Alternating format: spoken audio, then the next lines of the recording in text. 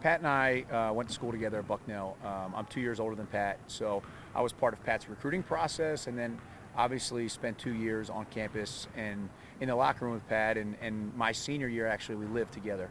So, from that early moment of that recruiting process, and then when he committed, and then we lived together, we've been pretty connected ever since. When you live with someone in college, that becomes one of your better friends in life. And we both have a great passion for competition, specifically within the game of basketball, and it's been a connection for us since the day we met. You know, your coaching at least brought you back to here to Bucknell. His took him somewhere else. Is that something that you guys found a different passion for the sport was in coaching? And You know what? Stay in touch that Yeah, way? you know what? We both love the game, and I think we both love teaching. So Pat was a teacher. He was a high school coach, and nationally known for winning the championship in the Washington Catholic Athletic Association, which is arguably the most difficult high school basketball league in the country. But he was an educator. He was also a history teacher. And so I think we have a shared passion in like helping people, young people specifically, improve. But we also figured out our coaching journeys in a separate time. And as I got into the college world, he was moving up in the ranks of high school, and he became a great resource for me, specifically in the world of recruiting, because that's the number one piece to any winning program is recruiting. And he's in this incredibly important area for recruiting during his coaching career. And so we talked regularly for that. But beside basketball, Pat was always a really loyal and reliable friend. He was at my wife and I's wedding. He was, having a great time. And he comes from a great family. His parents, who are both deceased, but just tremendous people. And look, at the end of the day, his story, Pat's story, is one of many in the world of ALS. But what's most inspiring about Pat is he could easily just rest, honestly, because every day is such a challenge. Instead, he wants to give back still, and I'm glad that he's a part of our program right now. I know, I'm sure, hearing that diagnosis, for him was difficult, but as a community, his circle, so young. So young. I mean, that was the heaviest hit, was that he was so young. You don't expect to get a phone call from a friend that's in his early 30s to kind of give you this diagnosis that, one, I mean, I wasn't even, all of our teammates, the whole Bucknell community that loves Pat so much, we weren't prepared to respond. We, quite frankly, if you haven't had anybody in your life associated with ALS, it's one of the diseases that's probably not spoken about enough, but is just unbearably difficult. And it was like this kind of world of unknown. Like, okay, what does that mean for Pat? We know he's coaching. We know he's living a life of fun. He Washington Nationals games or football games, whatever. What does that mean? How fast does it affect a young person like Pat? And we were really all in shock to hear him. And at the same time, we wanted to make sure that Pat knew that we were right by his side. So whatever was going to unfold in the next week, 2 weeks, months ahead, we were right there. We weren't going to make him feel uncomfortable about kind of venting to us, and we became what I think and what I hope a really strong support system for him. I know, obviously, he got to a point coaching on the sidelines on the court wasn't an option.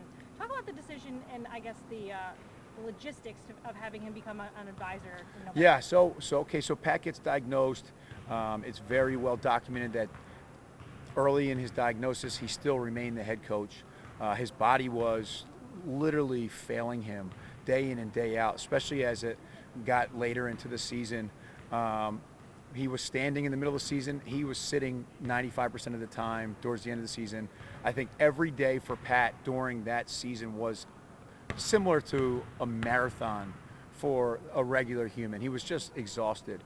And then the next year after he retired from coaching, more or less, was a battle. It was an absolute battle. ALS affected him quickly, dramatically. It changed the shape of his living conditions, 24/7 care. There's so many moving parts, let alone the finances of trying to find some world of comfort with this just unbearable disease. So that was the year that I got hired, where he's figuring out this rapid change in his life to the point where he can't move, and his communication right now is strictly through an iPad using his eyeballs, connecting letters to ultimately make words that get spit out through an iPad. It's unbelievable. So year 2 starts, and we had talked throughout the summer a little bit, but year 2 starts, and I started to just throw him a couple questions like, hey, how would you respond in this situation?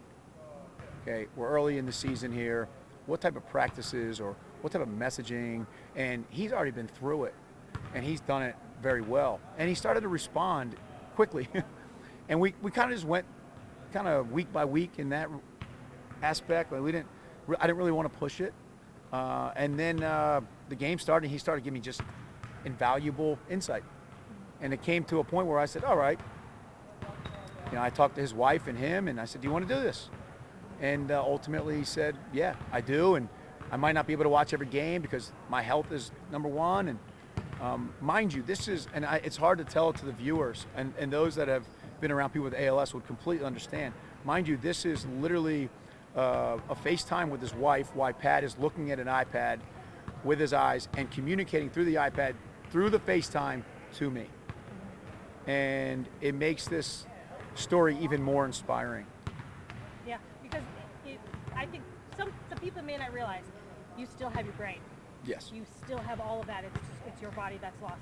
How important do you feel it is for him to know that he still has a purpose in just helping out watching game film? No doubt. I mean, that is ultimately, that was at the core of this decision. I want Pat to know he still has a purpose, an important one. We're trying to win. Pat wants us to get the NCAA tournament, which is incredibly cool, but that's who he is as a person. And again, like the ALS community has so many amazing, inspiring stories similar to Pat, where yes, your body fails you, but your mind doesn't. And these people are so courageous in how they approach day in and day out. And Pat's a great example, but he loves the game. He loves Bucknell. He loves me. He can be honest with me, and I ask for honesty as it relates to my coaching and feedback on a daily basis whenever he can provide it. So it complements what we're trying to do, but it really helps me. I'll be honest. I'm honored that he decided that he wanted to be a part of our staff, but it's not one of these pity stories. Like he's given great insight, and our players know that he's providing very valuable information. You said he doesn't really sugarcoat anything for you. No. Tell me about some of the messages. Yeah, I mean, so like if we're not rebounding, he'll just say you're not tough enough, and if we're turning it over too much, he'll get into the details of what we do schematically and basically say, now he's very positive and he helps me from getting negative, but he'll also say things like, your turnovers are going to ultimately put you in a bad position. Instead of sugarcoating it and say, you're going to just hang in there, he's very direct, and I appreciate that. Yeah. Does this team not really know how much it means, to have They him do. part of it? They do, because as Pat was, as his body was failing him when I first was hired, some of the players that are still here, I did talk to them about Pat, because like they have locker room mates to the right and to the left. Pat was one of my locker room mates, and here he is, 15 years later going through one of the toughest things that any human being has ever seen. And I explained it to them to provide perspective at the time.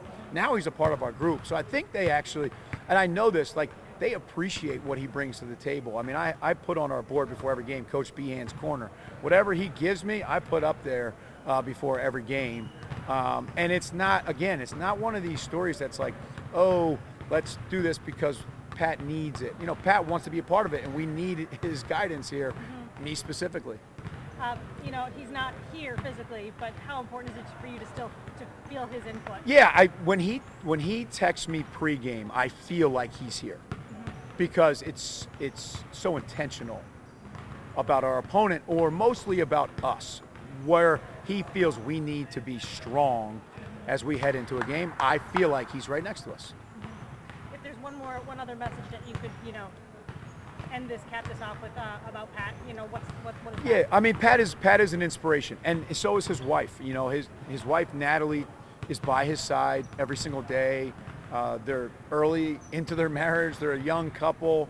You know, I have 4 children. I'm blessed over a decade of being married, and I just know that the day in and day out challenges are of something that most people couldn't even get through. So he's an inspiration. I know that he would want the ALS community, anybody going through it, to see his story and find a way to still have purpose, live your life, use your mind, use your brain, despite the physical challenges, which I cannot undersell here. Like the financial heavy on a young couple with the way the insurance works around ALS is just overwhelming. But he finds a way. He does it his own way, and I'm very proud of him because he is an inspiration to many people that are going through similar situations.